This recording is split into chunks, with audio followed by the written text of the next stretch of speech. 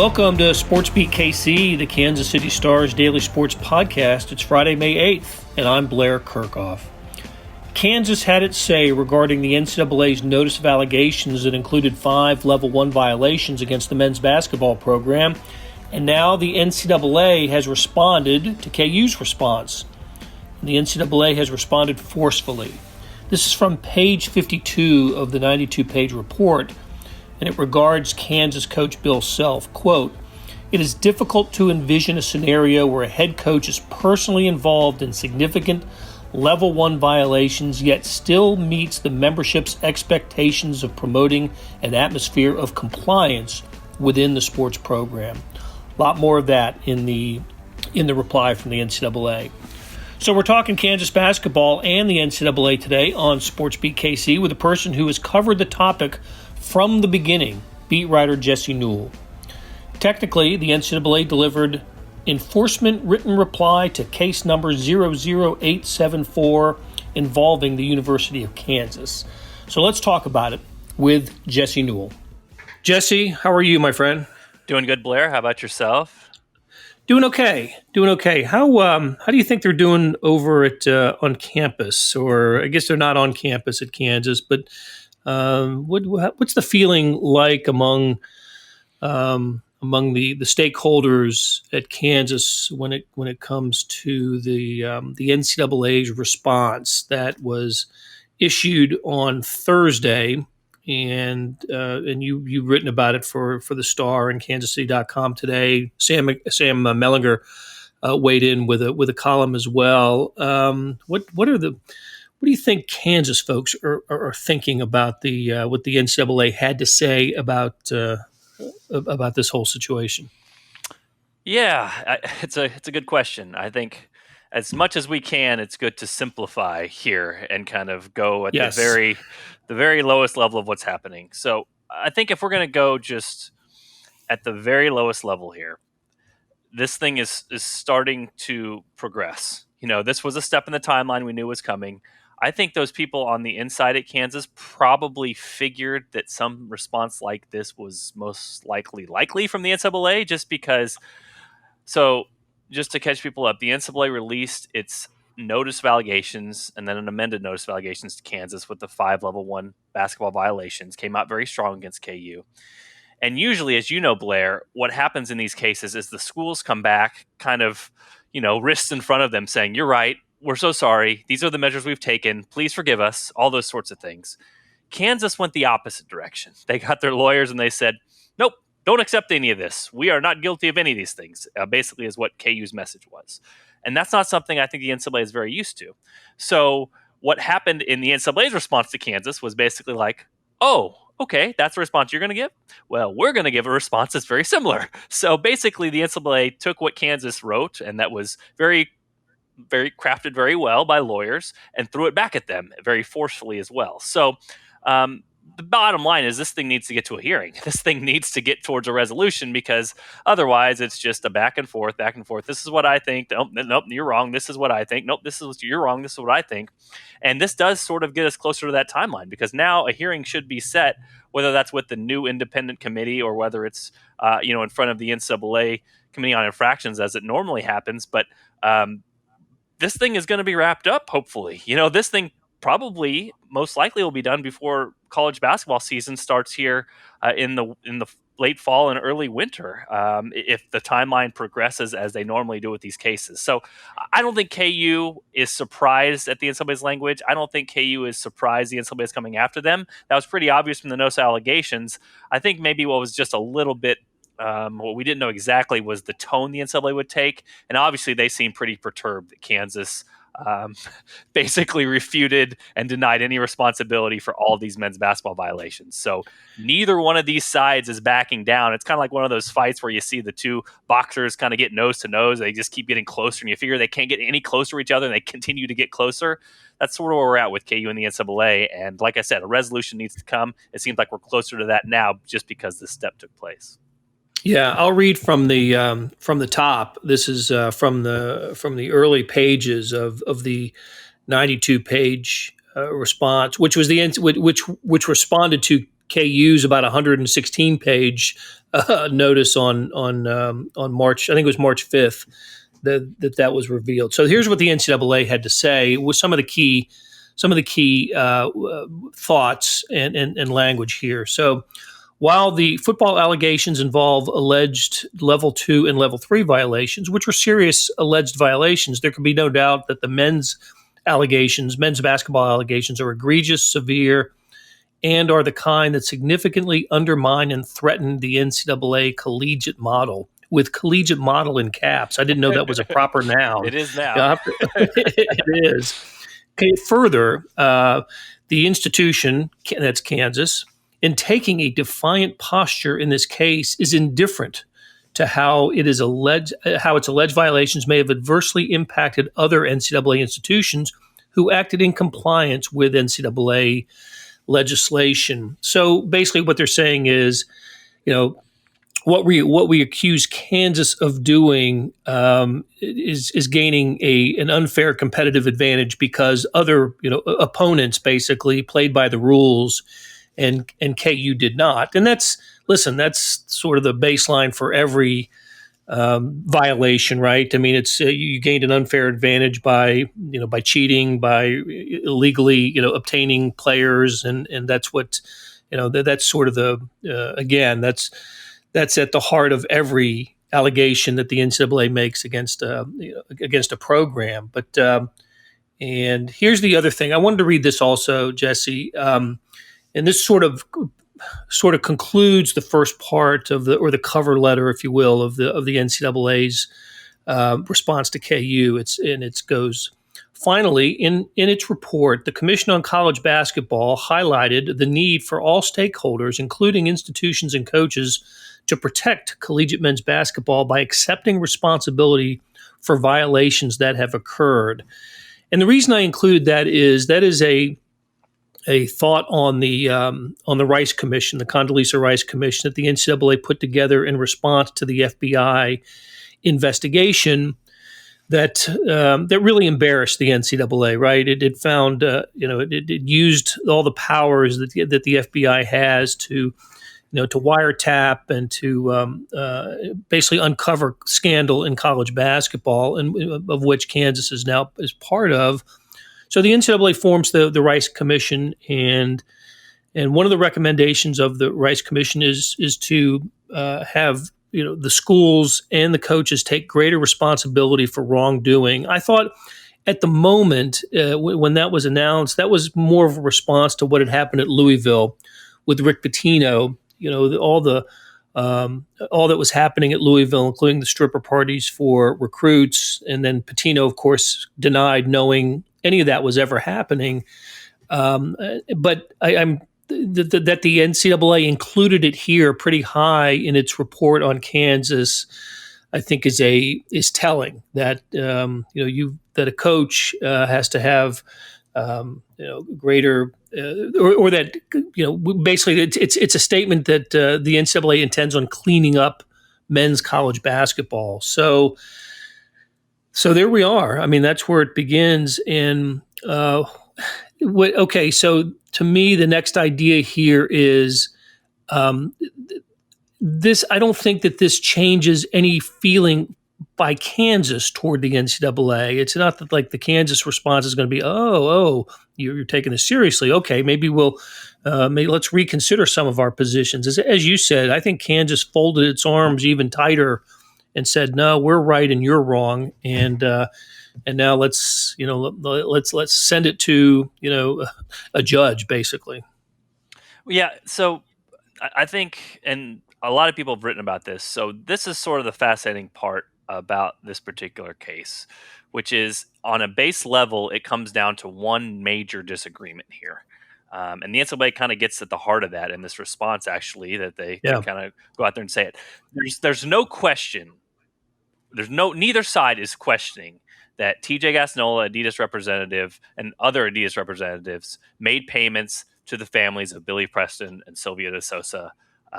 Nobody's questioning that. So that's kind of seen as fact based off of the federal trial, those things. Here's the question, though. Can Adidas and a shoe company be seen as a booster of an athletic department? And that's sort of the crux of both sides here for Kansas. What Kansas is trying to allege here is saying, look, if that's the case, you are going down a slippery slope. And all of a sudden, all these AAU events run by shoe companies, well, maybe that's illegal.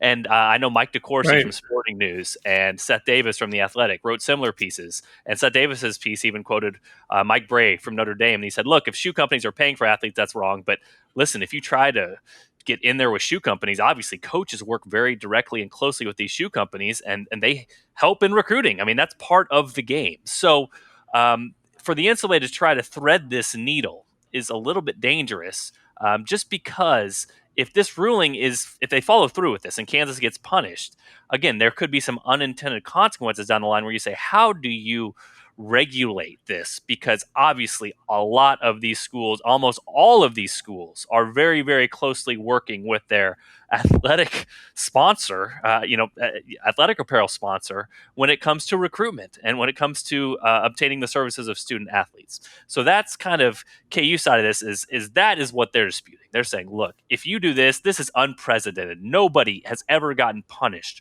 for this sort of thing under NCAA bylaws. The NCAA is saying, look, it seems pretty clear here that these athletes were paid in part so that their services could be used at Kansas, and that Kansas's basketball program was a part of knowing this was happening, encouraging this happening, and as you mentioned, as part of that first paragraph, saying, hey, KU got an unfair advantage here. So it's really tricky because for the NCAA to kind of dig its heels in and Kansas to dig its heels in, I think they both can feel like they have a case here, but both potentially have a lot to lose. Because for Kansas, let's say the NCAA throws the book at them, because again, both of these sides are not backing down.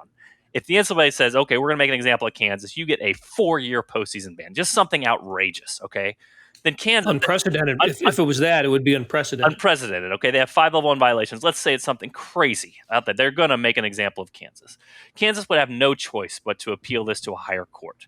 And then the NCAA potentially could have a lot to lose, because if the NCAA lost in a higher court and the higher court said you do not have jurisdiction to do this based off of your bylaws, then the NCAA is powerless, basically. They cannot enforce their own rules. Right after that, Blair, I'm telling you, it's anarchy. The schools look around and go like, oh, you can't enforce the rules that you thought you could enforce, and you made Kansas an example, and then you couldn't even have that hold up in a court case? You're worthless. You have no value anymore. And so for the NCAA, there's a lot to lose with this case. But for Kansas, there's a lot to lose, because what does Kansas want more than anything else? They'd love for this to go away, for Bill Self to be the basketball coach, and for them to continue to win Big 12 championships, make Final Fours, and win national titles. And you can't do that if you have a 4-year postseason ban or a 3. I mean, again, this is all hypothetical. But if the NCAA hammers you, you can't make this gray cloud go away from your program, and all of a sudden you have another big mess to deal with. So that's sort of the gist of what we're looking at here, is that these two sides, again, sometimes when these disputes happen, one side back down a little bit, the other side backs down a little. Okay, let's come to some resolution. Let's give in a little bit. That's not what's happening here. These two sides kind of just keep going on their tippy toes to like look taller before this fight starts. And again, both sides have a lot to potentially gain and a lot to potentially lose here. So that's why it's fascinating, and that's why, as I said earlier, it's good that this is coming closer to a resolution, because right now it's just talk, and nobody's backing down. At some point, something is going to have to get resolved, and the NCAA process is the start of that, hopefully here in the next few months. Well, but isn't another point here, excuse me, that that money exchanged hands between the Adidas and the parents and or guardians of Billy Preston and Silvio De Souza, isn't another point of contention is that Kansas claims that it didn't know that happened, had no knowledge of money exchanging hands, and the NCAA is saying you should have known. And it doesn't matter if we believe that this is true, it still doesn't matter, because we hold you in this sort of new NCAA in response to the FBI investigation. We are holding you responsible that everything that happens in your program, you're responsible for knowing, for taking care of. And I think I read that in the NCAA response as well. Yeah, and I know, Blair, I'm going to beat this analogy to death, but I really do like it because it fits in this case. So when we're talking about NCAA bylaws, think of it as a homeowners association, okay? So KU's grass was too long, okay, in this case. So the NCAA can either say, hey, we know your grass was too long. And KU says, well, no, prove it. And they go, okay, well, we don't have to because your grass was too long. You know what I mean? And KU can say, well, my mower didn't come over and we were on vacation and we didn't know. And we tried to pay him and maybe not pay him. We tried to take care of the grass. But, I mean, whatever happened. And the NCAA says, we don't care. We're a homeowners association. Your grass can't be over 4 inches. You know what I mean? Your grass was over 4 inches. That's why we're going to punish you. And so the same thing is exactly what you're talking about here, Blair, which is basically saying, KU saying, well, didn't have knowledge of this. We didn't know Adidas was doing this. The coaches didn't know. TJ Gassnola said under oath that he did it without the coaches knowing this. The NCAA is saying that's fine. You still can't have these Adidas representatives paying athletes to come to your school. That's under your jurisdiction.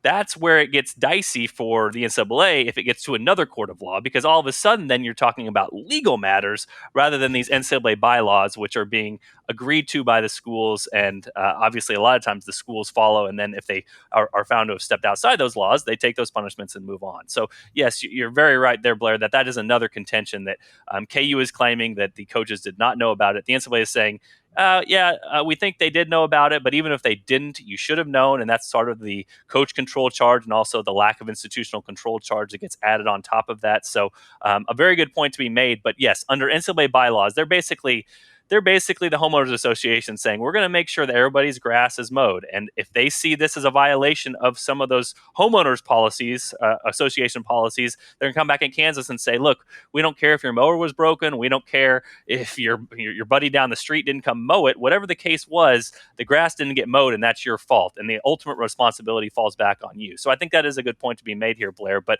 again, will that pass the standard of a higher court? Will the higher court say that, hey, the NCAA doesn't have power to do that or they're overstepping their bounds? Potentially. And that could be the part where the NCAA really gets in trouble, or Kansas, again, will have to spend a whole lot of lawyer money to try to make that case somewhere else.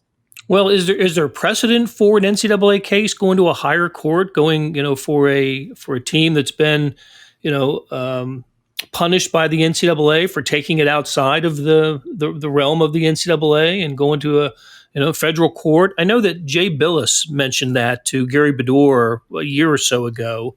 If it came to that, you mentioned earlier, Jesse, that the stakes are so high for Kansas and for the NCAA, especially for the NCAA, that this could end up being a precedent-setting type of decision that Kansas would be prepared to take this to outside the bounds of an NCAA that has sort of reinvented itself when it comes to punishment, the whole infractions process, enforcement and infractions process. And an example of that is the Georgia Tech situation, where Georgia Tech just within the last year was penalized, found to have committed a level 1 violation, basically cooperated with the NCAA, did everything that you would expect a school to do, and fired the assistant coach who was involved in the infraction, took itself out of the postseason for this year, and still got hammered, and they say unfairly so, by the NCAA. So again, my question is, what is Kansas prepared to take this outside of the bounds of the NCAA?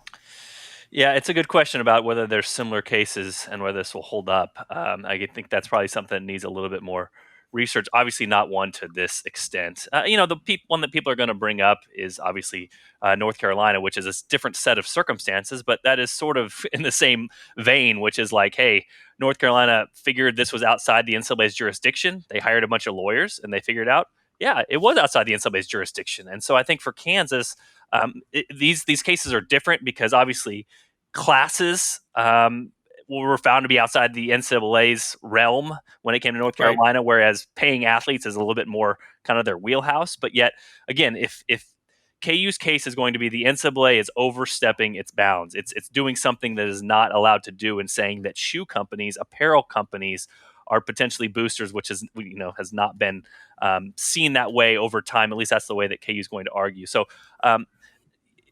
is KU prepared to do this? I think it depends. It depends on the circumstances. And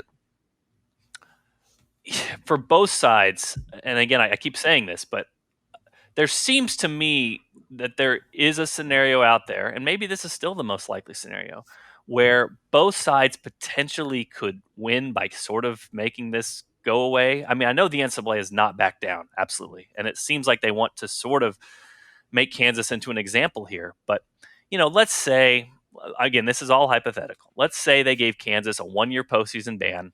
Let's say they suspended Self for 9 games. Let's say they put KU on probation. Let's say they took a scholarship away for 3 years, something like that. Okay. And KU gets that punishment in front of them. I think KU would look at that and say, take it. Because what happens if you take that punishment? Immediately you can move on. And we've seen Bill Self as the master of this when it comes to PR moves, where he addresses things head on, he takes care of them, and then he can move on to a brighter future. And I've always described this as like a gray cloud hanging over the program. You know what I mean? Like, just won't go away. It just keeps dragging on. And when will there be some sort of finality here? If that was in front of Kansas, I think they probably would just take it and take their medicine. And then Bill Self could go recruiting the very next day and say, look, I'm recruiting you for next year. Yes, this year has a postseason ban, but next year will not impact you. And I'm going to be the coach at Kansas, and will continue to be the coach at Kansas, and I'll serve this suspension. And after that, there's no punishment for you in the future. And again, Kansas can go on to doing what they do best, which is compete for Final Fours, win Big 12 titles, and continue on as a dominant power in college basketball. Will KU continue to fight it? Yeah, they could. I mean, and they think they have a point. And again, if the NCAA goes completely crazy on the punishment, then I'm not sure that KU has much of a choice to otherwise do it, unless they just wanted to completely cut ties with Self, which I guess is another option. But so far, based off of everything that we've read, the statements have said that KU, Chancellor Douglas Girod, Athletic Director Jeff Long completely stand behind Bill Self and the men's basketball coaching staff. So I guess at that fork in the road, potentially KU would have a few different options they could go to, but could this be a battle that wages on and on and on? Yes, it could be. It'll be expensive. It'll be costly. It will leave the short-term Kansas basketball program in terrible shape, because you just have this thing hanging over you unless some sort of injunction would happen, and a judge could basically say that the NCAA would have to halt its order against Kansas, whatever the punishment may be, which seems unlikely to me. But again, I'm not a legal expert.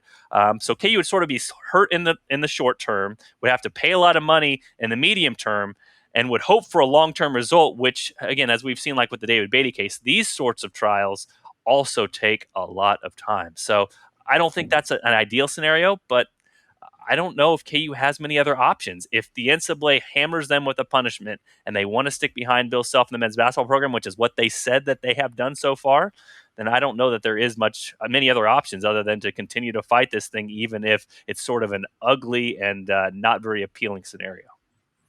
Okay, we're going to take a quick break, and when we come back, we're going to talk about what the potential punishment is. You touched on it. I've got the penalty guidelines up on my screen here. We're going to go over those in just a second. Be right back.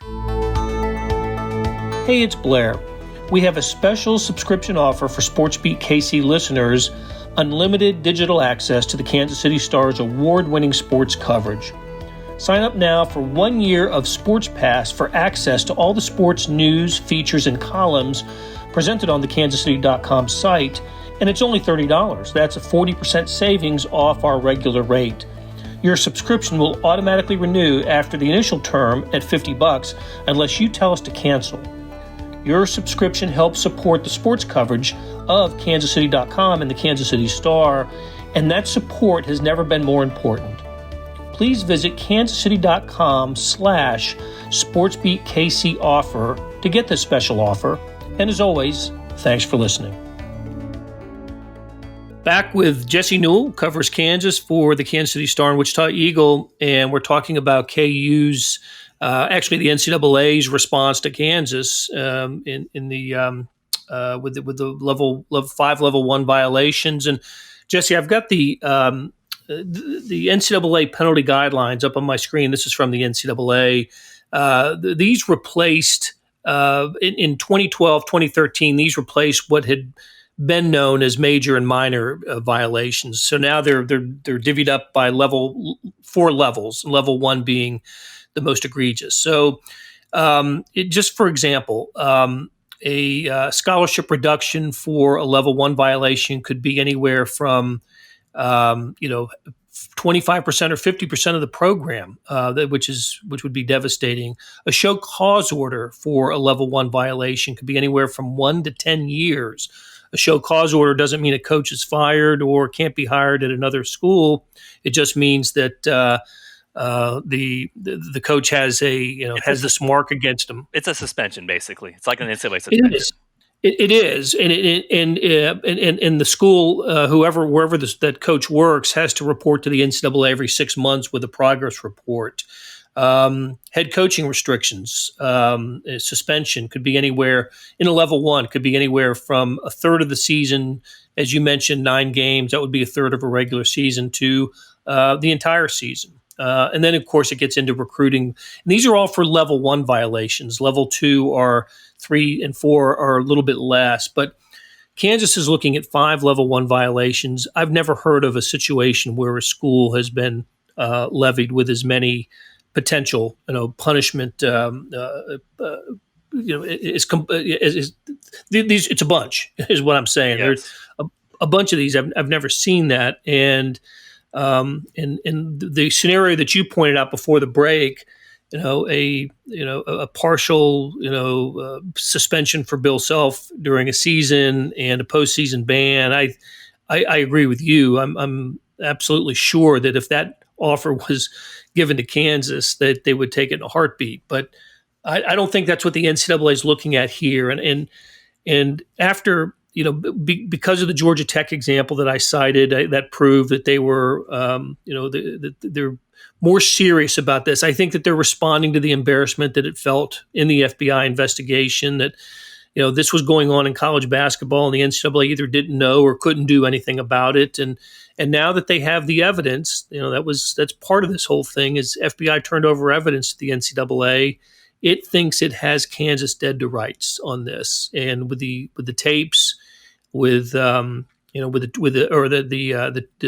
text transcripts that are part of the NCAA's response here, I think they believe they've got Kansas in a position that it's rarely had, a blue blood program in its sights, and we'll again, we don't know what the outcome's going to be, but I just have to, just reading the NCAA's response, there is a confidence that I sense from the NCAA that you just don't get that sense from in previous cases. So again, we'll have to see. We'll just have to see. What about Jesse? What about the football end of this, and how this can football was it 2 level 2 and a level 3, and how does it play into basketball? Yeah, I'm actually going to work on a story, so this should be available over the weekend at kansascity.com as well. But as mentioned by the NCAA, these are less severe, but they sort of play into the David Beatty lawsuit, which also, as you mentioned,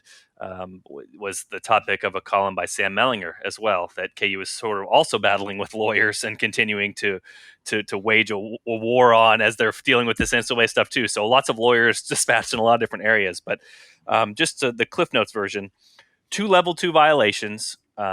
Those were under David Beatty's tenure. One was that a former video coordinator, Jeff Love, had meetings with quarterbacks 6 to 10 times in meeting rooms, sent a text message to one of the quarterbacks talking about strategy, and then also talked to the quarterbacks on a few occasions at practices. That's what's being alleged against them. And then the second one is a coach control charge, kind of what we talked about with Bill Self, basically saying that David Beatty should have known this was happening, and obviously it was under his watch. So that's the level 2 charge. The level 3 charge does not name anyone, but it's under Les Miles' tenure. It goes back to an original report from us at the Kansas City Star talking about how there were coaches that seemed to be instructing athletes that were not allowed to, sort of in the same vein of what we talked about with Jeff Love under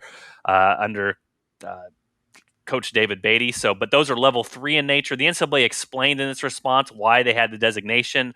The biggest thing was basically that they said that Jeff Love's violations with the quarterbacks took place in a private manner, and that they were something that was a little bit more devious, I guess, if you want to use a word for it, where they said the level 3 ones under Les Miles were ones that did not have didn't gain much of a competitive advantage. So that was the sort of distinction they had there. They still used a word I want to use correctly here. They said that it was, I believe the word was troublesome. Yes, troublesome Mhm. that Les Miles was in the video clips that the NCAA saw, where they received 29 video clips from the University of Kansas. 18 of them the NCAA deemed had non-countable coaches that were instructing athletes during practice, and they said that it was, quote, troublesome that Les Miles was in the clips of some of those videos. So obviously around when those things were taking place. But once again, the NCAA's main finding there, and they sort of rejected what David Beatty was arguing, was he believes that his violation should be, or Jeff Love should be, a level 3, just like the other one that's under Les Miles. The NCAA rejected that, saying that those were more severe. Again, that's going to go in front of a hearing, and we'll see who is proven out over time that is right with that. But some sort of interesting things on the back end there. And like I said, KU continues to deal with its lawsuit for David Beatty, who is suing them for $3 million because he never received his buyout. So that rages on, I guess. And KU also is dealing with the NCAA battle. So yeah, a lot of opportunities for lawyers to continue to write up stuff for KU and represent them at this particular time.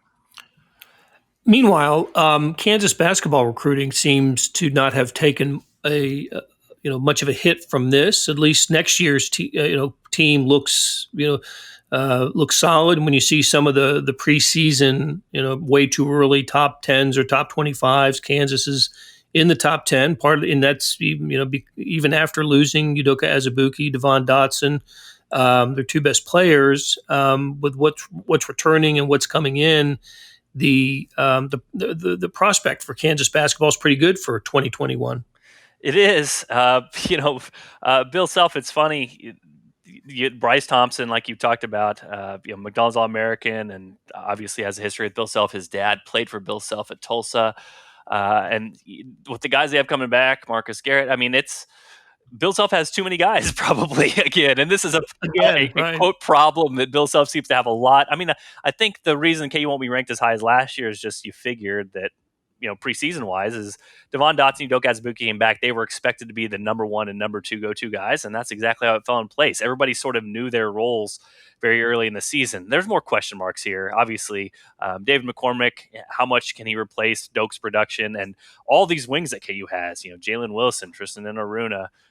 You go on and on down the line. Tyon Grant Foster, which the coaching staff loves. I mean, you go on with those guys. Who is going to fit in? Who's going to score? Who's going to be the guy that gets minutes? Who isn't? Those are all remaining questions. But again, over time, I think it's proven out that when Bill Self has a roster that he likes and enough pieces, he's going to figure out a way to win some basketball games. So for Kansas, that's kind of what we're talking about here. For all these things that are happening off the court, for all the NCAA response and all these allegations against them, the part that fans care about most and that everyone cares about most on the basketball court, if this basketball season takes place uninterrupted in 2020, 2021, he's going to have a really good team again, and they've got a really good coach who usually has the pieces come together again. So that's the positive news. The negative news, obviously, is what came out yesterday and kind of the uncertain future of what's going to happen with KU basketball based off the NCAA definitely setting its sights against Kansas and obviously Coach Bill Self as well.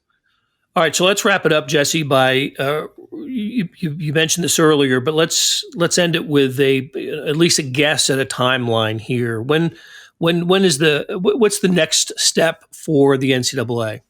Yeah, I mean, right about now, there usually is a talk about setting up a hearing for for this thing to take place, and then after that, usually a few months pass, and then there's basically, as you've seen, Blair, a ruling just kind of pops up on the NCAA website, and then we all chase it down and write it up really quickly. But we don't know the exact timeline. This one obviously is a landmark case, as we've talked about. So having it finish up before basketball season starts, I think, is a reasonable expectation, at least from what we know right now.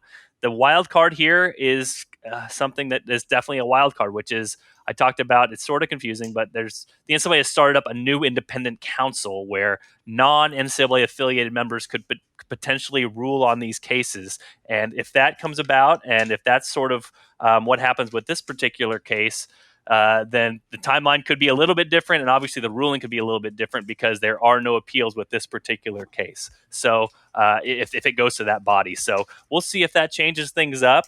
And if it does, then maybe the timeline gets thrown out a little bit. But I think we're at least progressing towards a resolution here, which I think everybody should be happy to hear.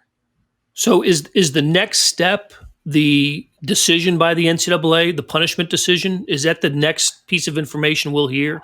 The next step is the hearing. So KU again will be able to go in front of the infractions committee and make their case. That's right. And then usually there's a couple months that pass as the NCAA infractions committee takes into account all that information, all the documentation, and comes up with its ruling. Now, again, that could be thrown out with this new independent counsel, which has not been tested basically up until this point. But a couple of those cases already have been thrown to that independent counsel. The timeline can change a little bit based off of that. But again, because we are in unprecedented times, and again, because this is a landmark case, we're kind of following basic guidelines when we're talking about the what might happen in the future with this. So we don't know exactly yet, but the good news is, like, this thing started up, 2 years ago, back in 2018? So at least now in 2020, we're talking May of 2020, we're looking that this thing is probably going to be wrapped up in months rather than years. And like I said, with both sides just kind of chattering at each other and not backing down, I think it's about time that something gets decided. All right, Jesse Newell, great spending some time with you, and we will catch up again soon. All right, thanks, Blair. That'll do it for today. Thanks to our production staff of Derek Donovan, Savannah Smith, Randy Mason, Beth Wells, Jeff Rosen, and Chris Fickett. Tip of the cap to Jesse Newell, who helped us break down the heavyweight battle between the NCAA and Kansas men's basketball. Links to the stories we discuss, all of Jesse's coverage, and that Sam Mellinger column can be found in the show notes.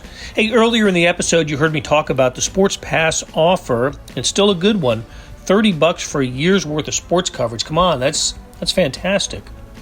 Here's an even better offer. Buy the entire Kansas City Star product. Not just sports, but news, features, commentary, analysis, all of it. You get all the stories written by my incredibly talented colleagues. The details can be found at account.kansascity.com/subscribe. So that's 2 dots and a slash, right? account.kansascity.com/subscribe. In either case, the Sports Pass or the full subscription, you're supporting local journalism and helping us deliver products like SportsBeat KC, which will be back on Monday, because this is where we talk sports in Kansas City every day.